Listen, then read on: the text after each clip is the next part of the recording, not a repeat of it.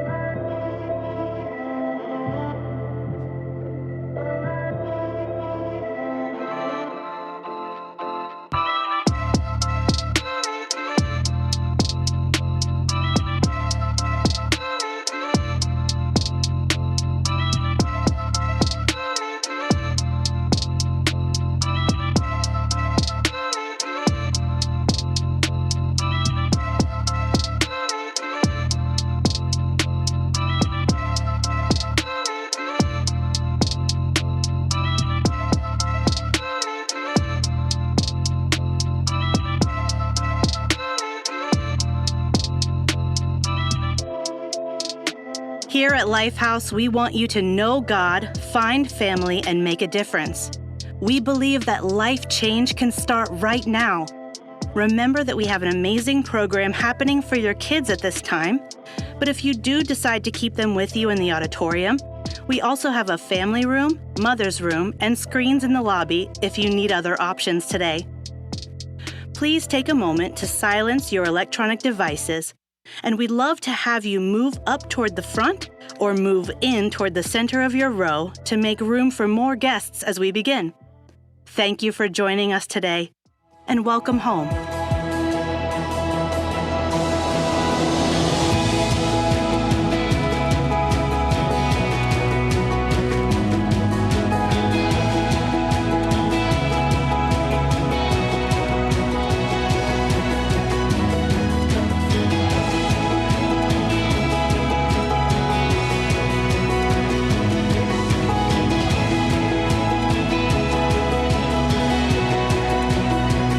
All right, good morning, Lifehouse. We hope that y'all had a great Thanksgiving. We invite y'all to stand and sing with us. I give you my attention, all my focus, pushing off the limits. In this moment, I feel your spirit moving all around me. Come and have your way. I'm looking at the dry bones. You're reviving this faith inside of my soul. You're igniting. You're calling me to levels that are higher. I can see your face. When I set my eyes on you, everything else fades. When I look your way, everything else fades. When I look your way, everything else fades. When I look your way.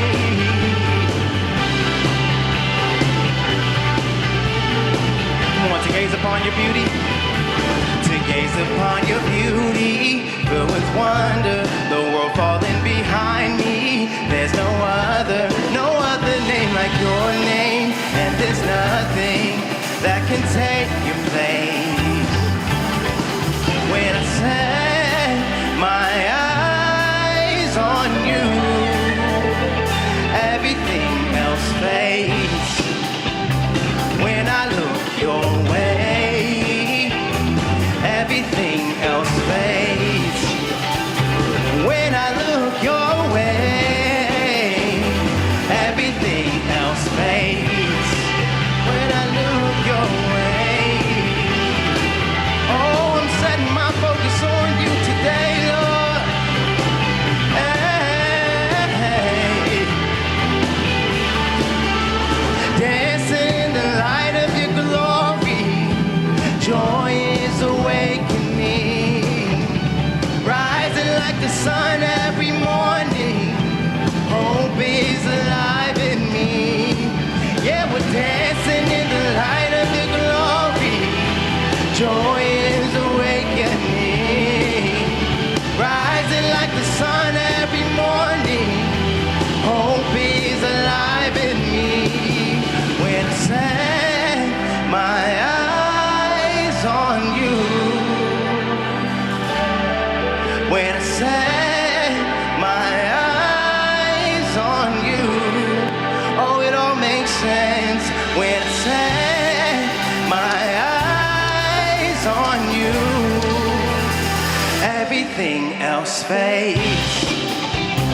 When I look your way, everything else fades. When I look your way, everything else fades. Yeah, it makes sense. When I put my eyes on you, Lord.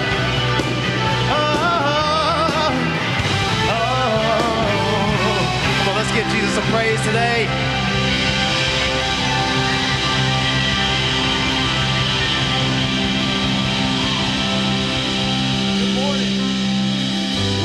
Welcome to Lifehouse. We're so glad that you chose to come out on a kind of snowy, cold morning to worship with us today.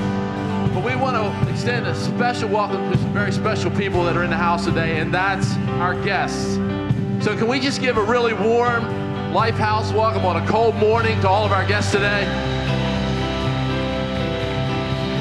If you are a guest, you are our VIPs today. And we have something we'd like to put in your hands. We have a gift for you. So right after service, if you would, right out the back of the auditorium to the left, there's an area called Next Steps. Some of our team will be there. We'd love to get to know you, get some information, and put a gift in your hand.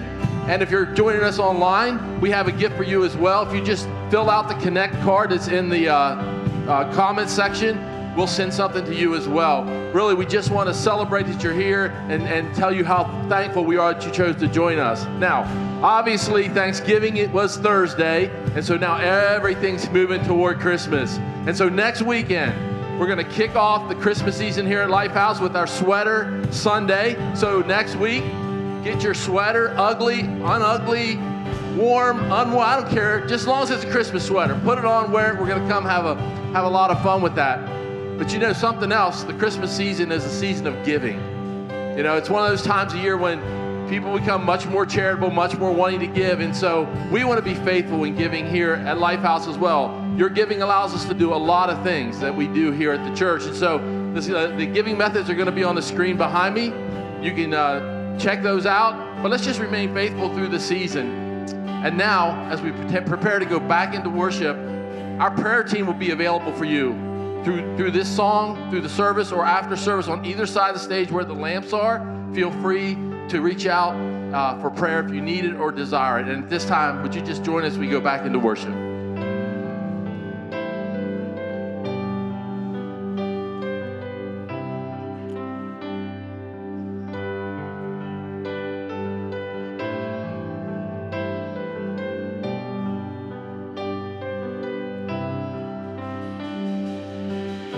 You're the whisper in the quiet. You're the calm within the noise. I can find you every moment if I listen for your voice. I just wanna walk with you. I just wanna walk with you. You've got more than something you can do. I just wanna know who you are.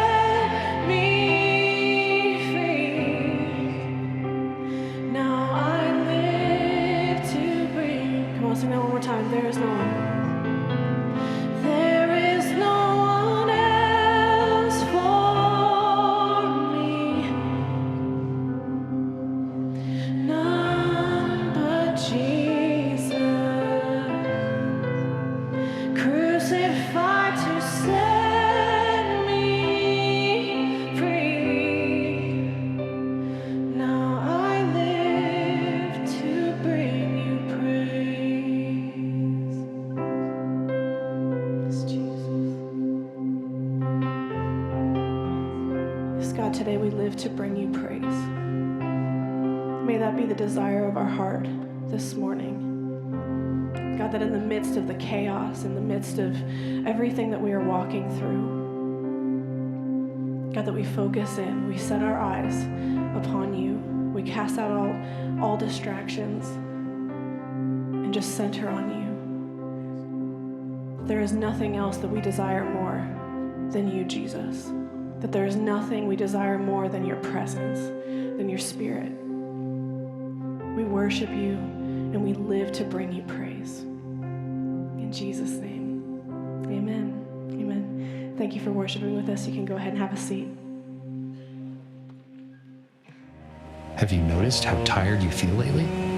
It's not just a fatigue of the body, not even the mind, but the soul. It's deeper than what can be diagnosed. We binge information but rarely pause for reflection. We push ourselves to the brink but forget to breathe. Many of us are spiritually spent. The storm continues to rage around us. And we wonder if we'll ever find true rest in this lifetime.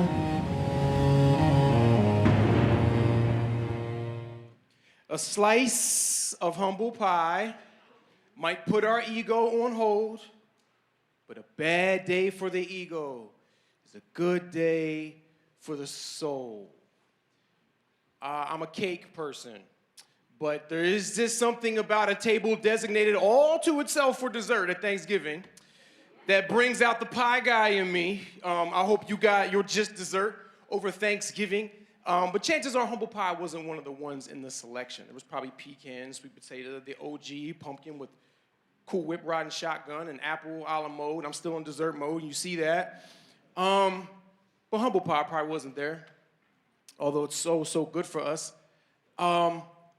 Pastor Kurt did a great welcome to all of our guests, but if you are a guest here today, this is that moment that the button comes up at the bottom of the screen that gives you the option to skip the recap. Don't touch that. Don't touch that. Let the opening run, let the recap run, because as you saw, this series is called Rest in Peace, and the last thing that I want on the last sermon of this series is for you as a guest to come in and try out a new church and we're teaching you all about how to die. This is just the opposite. This series has been about how to live, that we don't have to wait until we're gone to rest in peace. If you had a busy Thanksgiving, let's just say that word together. We're going to say rest on the count of 3. 1, 2, 3. Rest. Yeah. We can rest in peace. This series has been all about caring for our soul. Your soul. The inmost part of you, the epicenter of who you are, your soul. So let me ask everybody a question that I hope and probably will just warm your soul. Can you remember a Christmas present from your childhood, let's say 5th grade or under, that you'll never forget? Do you remember a Christmas present from your childhood that you'll never forget? Maybe it's because you still actually have it. Maybe you still have that present. Or you'll never forget it because when you think about it, man, it just reminds you of how loved you were, that a parent or a loved one would actually know to get you this, how it rocked you that day. You just couldn't believe that it was there in your hands. I have one of those. So tender and dear to my heart when I think about it. I want to show you. It's this.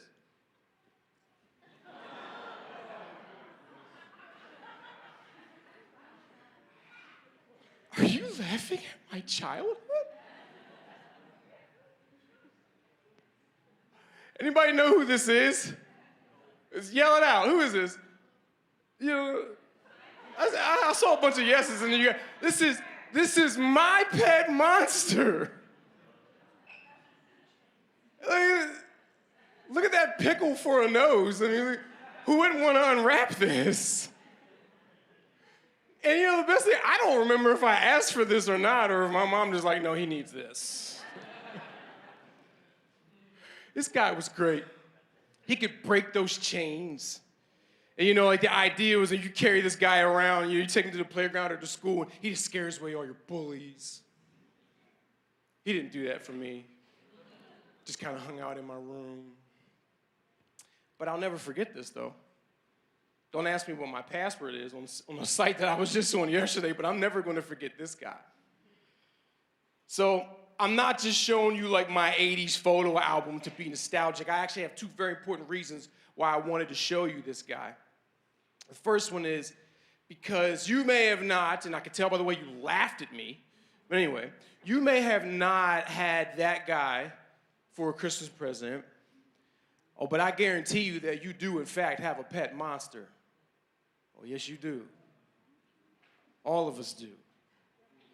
And, you know, you don't even need to be like fully developed, frontal lobe developed adult to have enough self-awareness. You can be around middle school age and have enough self-awareness to know that there is absolutely a side to all of us, a version of us that we would rather the world not see, but somehow does. It's a person that we can become, and we don't want anybody to know about. We absolutely all have a pet monster. If I asked you, do you want your soul to be monstrous? Do you want your soul to look like that guy? Do you want your soul to be described as hungry, desperate, snarling, trapped in a cage and in chains? No, you don't. Or you absolutely would not be here today. None of us want that. Whether you know it or believe it or not, he is there.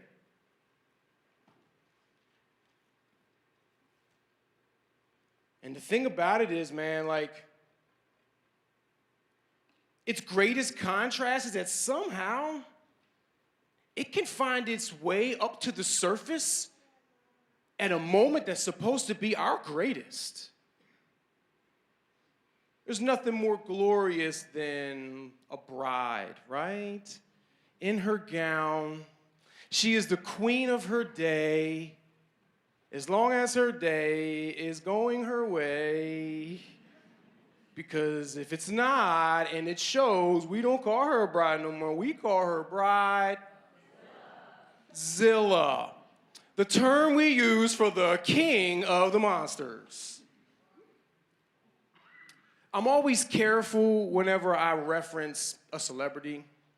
I always like to preface that, you guys, because there's just something about like when we reference someone in the media that can almost dehumanize them, and that's not okay, that's not fair. Just because someone has more of a platform doesn't make them any less of a person.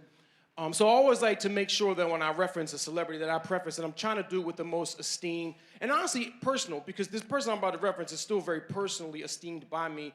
But my greatest media influence growing up in my childhood was absolutely Will Smith. Might even explain a lot for you about me. He's still one of my favorites. But all of us know that like the night that was supposed to be the peak of like his professional career, the night that he's about to win his very first Oscar, none of us remember the Oscar. We remember the monster. That's what we remember. When we go from Bruce Banner to Marvel Monster and it affects the world around us, that is all that people remember us by. The damage left in the wake of the monster. It doesn't take away what Will achieved or what he earned. He earned that award. But the problem is for the people that he influenced and they look up to him, they don't remember the award, they remember an assault.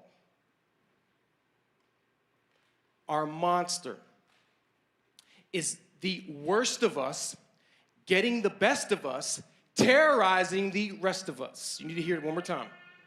Our monster is the absolute worst of us, getting the best of us and terrorizing the rest of us. You might not ever like ruin your thank you moment at the Oscars, but we all could make Thanksgiving meal awkward. We all have that potential. Let me give a little bit more recap. I have to mention something that Patrick said last week, so if you weren't here, this is why we need to recap it. Don't skip that button. He said, whatever we do not turn into praise turns into pride. That's so vividly powerful.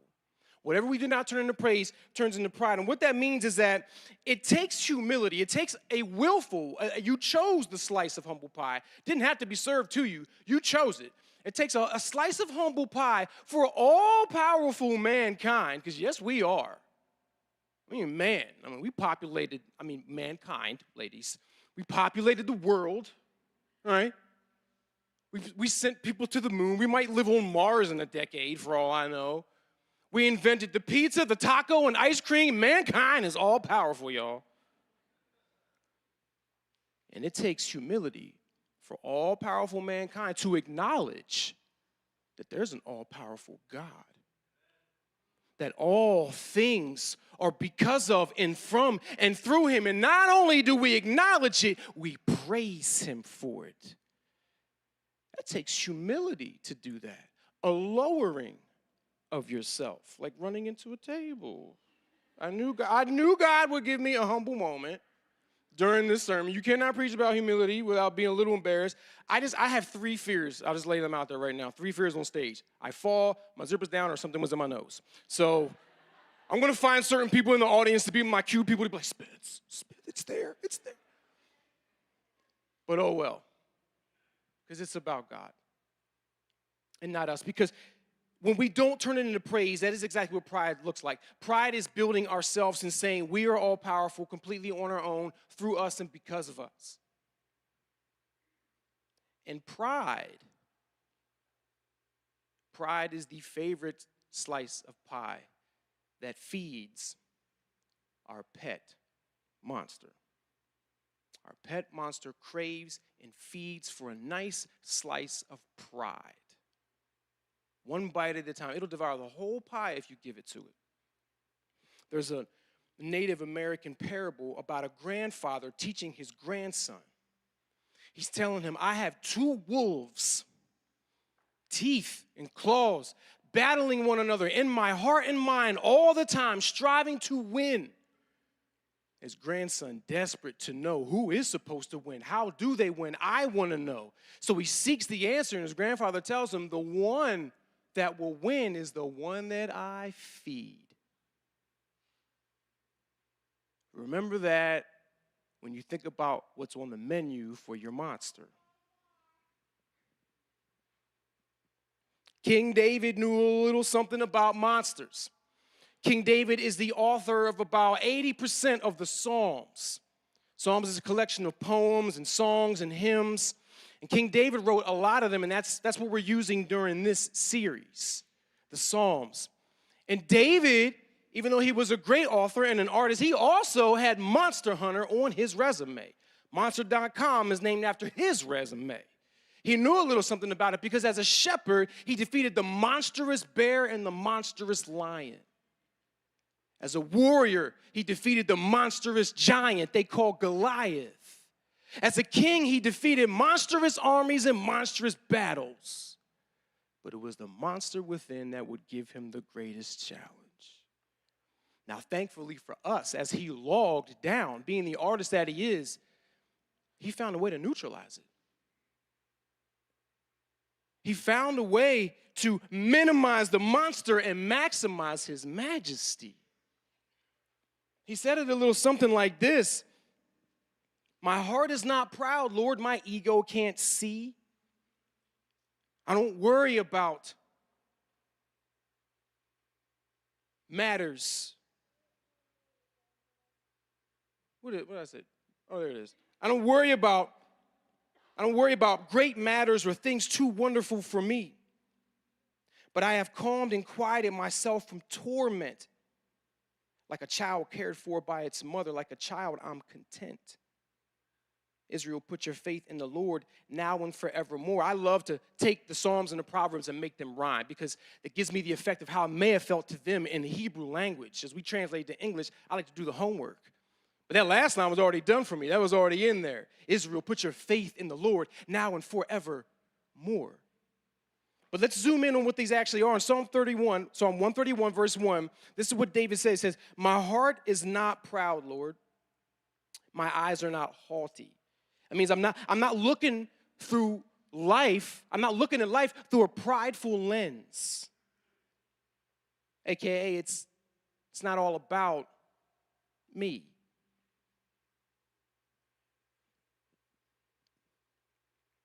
In mine, I said, my ego can't see. Because a bad day for the ego is a good day for the soul. Guys, if we want a healthy, peaceful, rest in peace soul, there is health in humility. And this is not just my alliteration. This is actual research. There's research that shows that people who are humble experience more physical and mental health. That people who are humble have a much higher ability to not be negatively affected by stressful life situations. Sign me up. We're heading into the most wonderful / stressful time of the year. I would love to go into that, not being heavily affected by stressful events all around me.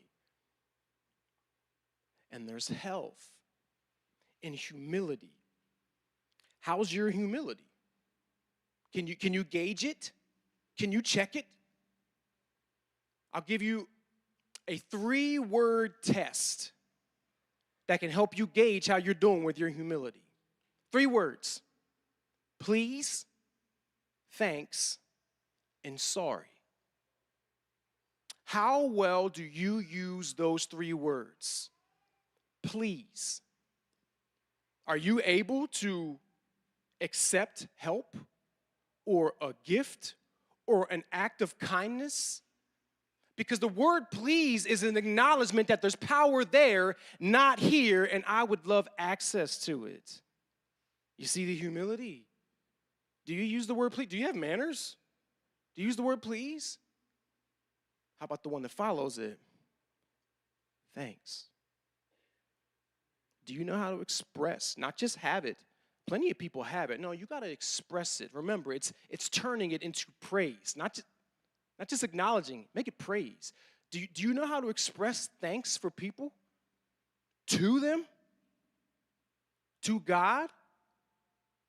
Do you know how to show someone that you appreciate them? Matter of fact, like I said, I'm a cake guy. Let's go. Do you know how to put the icing on it? Do you know how to not only express gratitude and appreciation, but can you put a compliment or affirmation on top of that? Do you know how to say, man, I really appreciate you. You're so good at that. There's nobody does that like you. Thank you so much. How about our favorite one? Do you know how to say you're sorry? Let me ask the harder one. Do you proactively know how to say you're sorry? Do you only wait until you've been indicted by the grand jury, aka your wife, or do you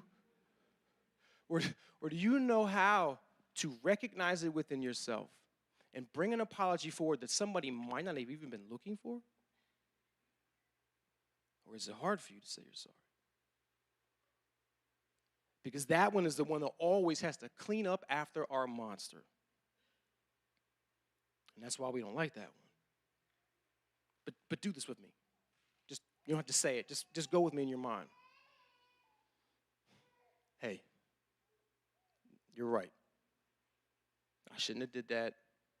No excuse. I'm sorry. Do you feel the light in that? You feel how much lighter that is than carrying the pride? How's your humility? Simple check, 3 words. Check how you're doing with saying those words. If it is hard for you to say any of them, there's something there, y'all. Something there attached to your soul. Check it. I like that. The best definition that I've ever seen about humility. It's not the only exclusive one, but this is a good picture of it. The best definition I've ever seen about humility is it's giving up your right to be right. Giving up your right to be right. Because whenever we think or believe that we're right, that is something that we will use to justify control. And control is monster behavior.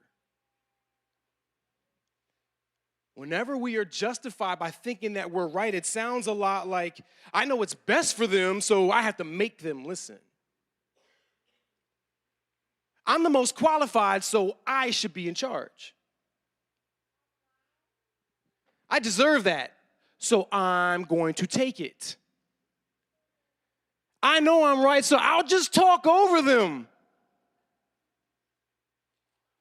John Maxwell is like one of the greatest communicators in our time, and if there's anybody that can get a point across, it's him. And he learned this lesson of humility from his wife. She said to him this one time, talking about how they relate to one another. She said, John, you're winning every argument, but you're losing me. Humility is giving up your right to be right. He learned that because he found there's more to gain in humility than in control. Let's keep moving. In the second half of verse 1, it says, I don't concern myself with great matters or things too wonderful for me. You know what David's saying here? He's saying, I know where my control ends. I know where my control has limits. Guys, there's absolutely things in your life you should control. Let's start with the steering wheel. Control it. The leash that has your 100-pound dog at the other end of it. Control it. Control your bank account. An overflowing toilet. Guys, control it. Absolutely. Plunger in hand. Take control. And there's so much more, right? There's so many things that we are in control of. But David says, yeah, but I realize where my control ends. And when he says things that are too wonderful for me, he's not only saying I know where my control ends, he's saying I know where I don't have any control in God's jurisdiction. I know what's under God's control and not mine. Even if we think that we're right, if we haven't taken humility and held on to the posture that we're right, and we have used it to justify reaching into control that is beyond our boundaries, guys, I'm telling you, there's chaos in control. It's supposed to be the opposite. Control is supposed to neutralize chaos, but not when it is our control to have. It will do the exact opposite. The very situation you're trying to control with control that's not yours will send nothing but chaos into it.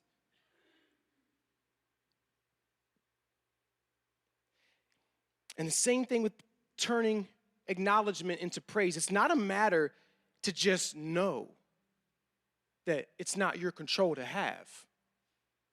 You have to let go of the desire to control it still.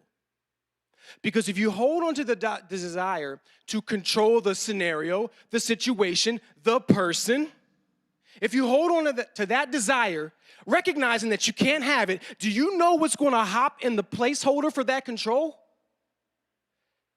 Anxiety. And I love saying it like that because that gives it its villainous presence. Public enemy number one of mental health today, anxiety. That is exactly what will go in the place of the control that you can't have and won't let go of. And let me tell you what anxiety is. You ready? Anxiety is the chaotic sound of your monster rattling its cage. It is the clanging sound of the chains just bursting to get free, tugging on your soul. Anxiety will eat you from the inside out. And if that cage cracks, guess who's coming out? The unstoppable monster. Did she put the picture up? Listen, guys, this is why Jesus talked directly about it. In Matthew 6:25, this is why he said, therefore I tell you, you can't be anxious about your life. You desperately want to take control of some things you have no realm taking control of.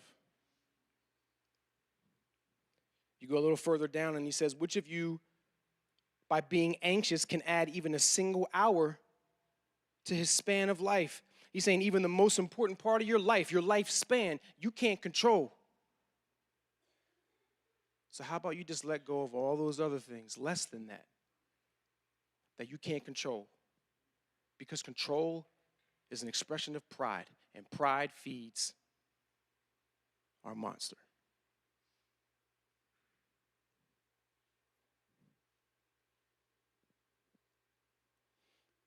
Rather than our monster just going all Tasmanian devil in our heart, David found a different way. In verse 2, he says, "But I have calmed and quieted myself. I'm like a weaned child with its mother." Like a weaned child, I'm content. I said there was 2 reasons that I showed you that picture in the beginning. 1, I wanted to talk about our monster, but 2, I wanted you to go back to a state of childhood. Not in the regard that you ain't got to go to work tomorrow. You still do. You can't call me like, my pastor said I'm a child again, so I won't be in the, no. I mean in the sense that when you were a child, you had control of nothing. You had no pride to fuel it. You had to totally depend on them to give you everything. And yet, here you are today. You made it.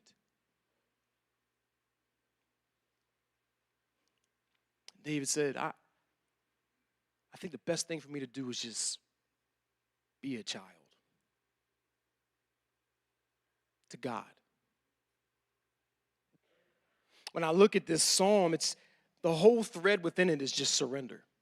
And this psalm actually reminds me a lot of the serenity prayer. Y'all know that, right? We're going to put it up. The serenity prayer. God, grant me the serenity to accept the things I cannot change, the courage to change the things that I can, the wisdom to know the difference. See it right there? It's, God, where does my control end? I want to be a responsible adult. I want to take care of things. I want to do it. But where does it end? Show me. I need to know. Am I crossing the line? Am I manipulating? Am I prideful? Am I out of control? Am I a monster? And I love that. It said, I'm asking God for serenity. Serenity is calm, untroubled, peaceful, and there's serenity in surrender. The peace of our soul is right there waiting for us to just surrender to it.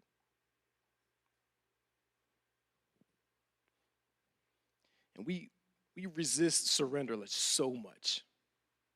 I'm a sports dude, so I know this. The sports industry is probably billions of dollars, which just shows that we love a good win. We love a victory, a W. And surrender is not that. Not in an argument, not in a debate, not in a decision, not in a life choice. Surrendering is not winning. Until you remember that God doesn't do things like we do, guys. See, from God's point of view, surrender isn't loss. Surrender is life. When David said at the end of verse 2, he said, Israel, put your hope in the Lord both now and forevermore. Let's bring it home. America, put your hope in the Lord both now and forevermore. Hagerstown, put your hope in the Lord both now and forevermore. Lifehouse, put your hope in the Lord now and forevermore. There's life in the Lord. Our pet monster exists, you guys, but it doesn't have to be in control. You can actually lessen the amount of times that you look back and go, man, I wish I wasn't that person that day. It's optional. You don't have to be it. No matter what your instincts tell you, you do not have to become the monster you want to put away. And although it's there, it doesn't have to win. You could be the best version of yourself. You can have the best Christmas this year. Even with that person, you can have the best Christmas this year. If you want. You don't have to get in the King of the Monsters battle, Kong and Godzilla. You don't have to happen. Monsters don't have to come out. The better you, the best you, the bigger you can be in control. See, I call it the monster because the ugliest thing to God is not us, but the sin embedded in us. Our monsters, it's just sin. It's the essence to do the opposite of God. Not only does the monster within us steer us to take control of things that's not ours, it drives us to control our own life in a way that's contrary to God. We're even a monster to ourselves.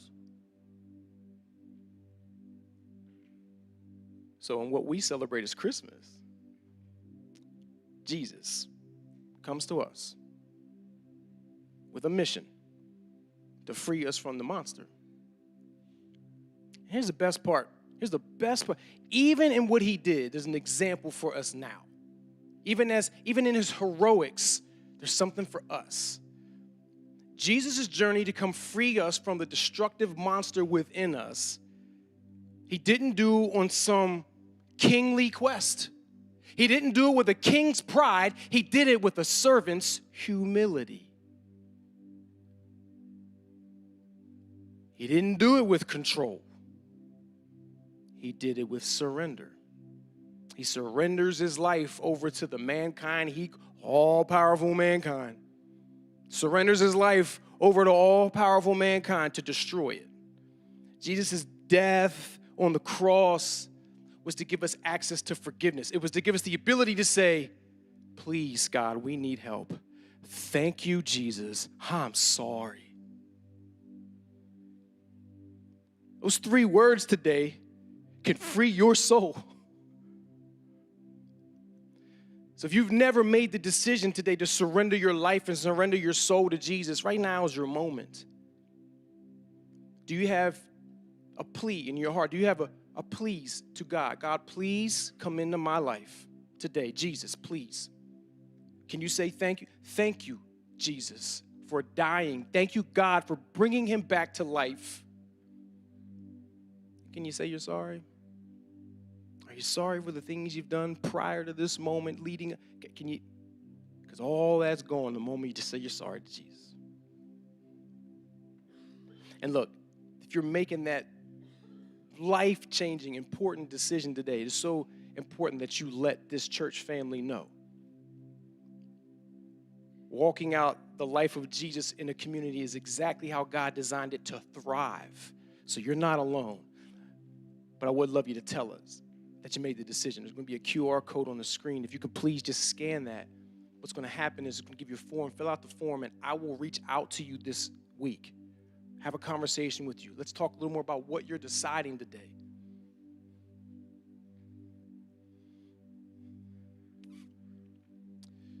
Your soul is so precious to God. Not just for eternity, now.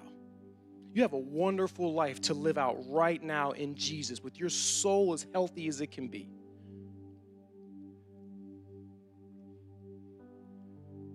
But to live that fullness, we have to regularly check our humility, take that test, surrender things that are not in our control, surrender our pride when we don't have the control. What we're getting ready to sing is a song called It Is Well. It is well with my soul. And as we sing it, would you please fight for your soul by surrendering? What's that one thing that if you could just let go of it, you know that you'd be able to go to sleep tonight?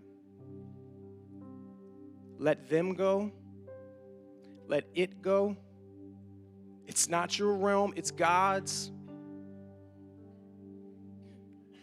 And as you let go of that monster just falls so far out of reach of the controls of your life. So every time we sing this, every time we sing these lyrics, it is well. it is well with my soul. You're saying what David said. My heart is not proud, Lord. My ego can't see. I don't worry about great matters or things too wonderful for me. But I have calmed and quieted my soul from torment. Like a child cared for by its mother, like a child, I'm content. I put my faith in the Lord now and forevermore. Let me invite you to stand with us. And let me invite you to let go, surrender, and win.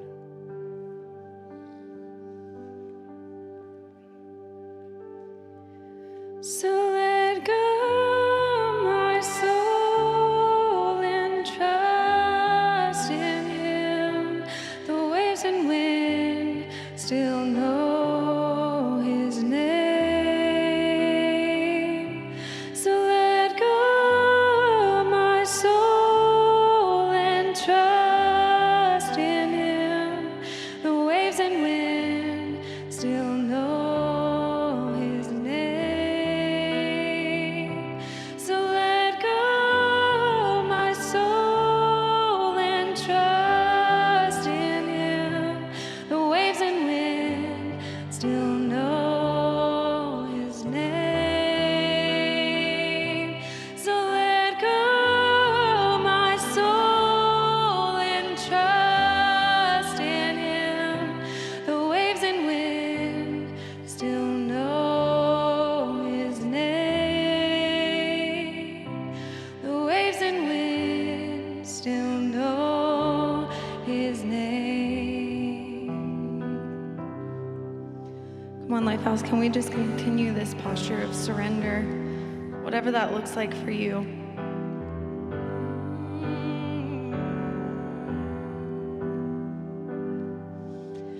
Grander earth has quaked before, moved by the sound of His voice.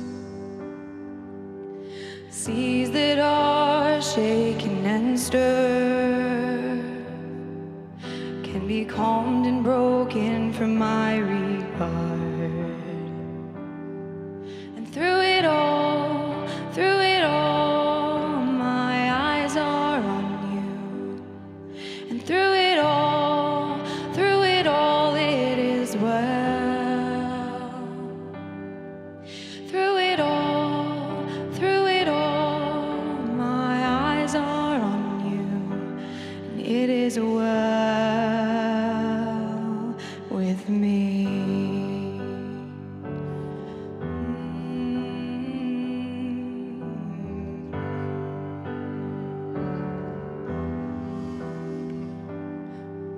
Far be it from me to not believe, even when my eyes can't see. And this mountain that's in front of me will be thrown into the midst of the sea. Oh, through it all, my eyes are on you. And through it all, it is well. Through it all, my eyes are on you. It is well. It is well.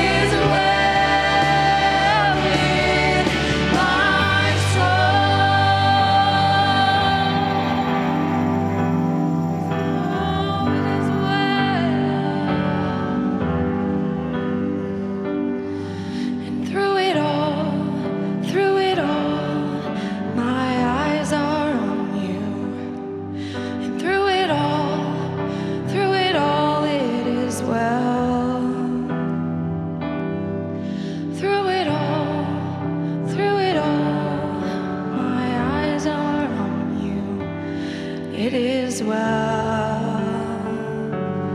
with me.